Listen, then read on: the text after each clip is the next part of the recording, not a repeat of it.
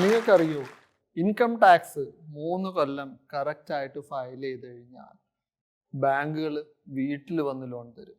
അതേപോലെ തന്നെ GST 3 കൊല്ലം കറക്റ്റായിട്ട് ഫയൽ ചെയ്ത് കഴിഞ്ഞാൽ കൊളാട്രൽ ഫ്രീ ലോണും ബാങ്കുകൾ വീട്ടിൽ വരും. ഈ ഇൻഫോർമേഷൻ നിങ്ങൾക്ക് എത്ര പേർക്ക് അറിയാം? അതുപോലെ എങ്ങനെ GST ഫയൽ ചെയ്യുക, എങ്ങനെ ഇൻകം ടാക്സ് ഫയൽ ചെയ്യുക എന്ന് എത്ര പേർക്ക് അറിയാം?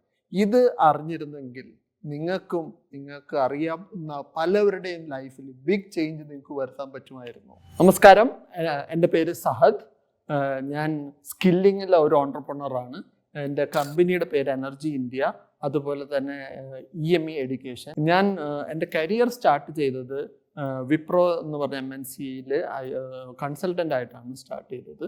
ആ കരിയറിൽ വർക്ക് ചെയ്യുമ്പോൾ തന്നെ എൻ്റെ ഒരു വലിയ ആഗ്രഹമായിരുന്നു ഒരു ഓൺട്രപ്രണർ ആവുക എന്നുള്ളത്.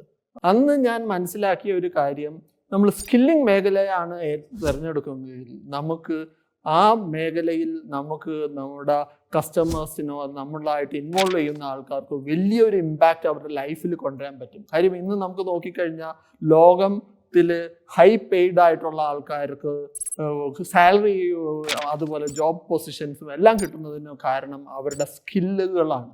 അപ്പം ഈ സ്കില്ലുകൾ ഇന്നത്തെ ലോകത്തിന് വേണ്ട ടെക്നോളജി, അതുപോലെ സോഫ്റ്റ് സ്കിൽസുകൾ കൊടുക്കാൻ പറ്റിക്കഴിഞ്ഞാൽ പലവരുടെയും ജീവിതത്തിൽ വലിയ ഇമ്പാക്റ്റ് വരുത്താൻ പറ്റുമെന്നുള്ളത് എനിക്ക് അറിയാമായിരുന്നു. അങ്ങനെ ആ ഫീൽഡിൽ ബിസിനസ് സ്റ്റാർട്ട് ചെയ്യാൻ ആയിട്ട് ഞാൻ വിപ്രോയിലെ രാജിവെച്ച് എൻ്റെ ഫസ്റ്റ് കമ്പനി സ്റ്റാർട്ട് ചെയ്തു. EME എന്ന് പറഞ്ഞ കമ്പനി സ്റ്റാർട്ട് ചെയ്തത് ഇവിടെ എറണാകുളത്താണ് സ്റ്റാർട്ട് ചെയ്തത്. പാരൻസിൻ്റെ നിന്നും അതുപോലെ എൻ്റെ തന്നെ സേവിങ്സും ഇൻവെസ്റ്റ്മെൻറ്റും യൂസ് ചെയ്ത് ആണ് ആ ബിസിനസ് സ്റ്റാർട്ട് ചെയ്തത്.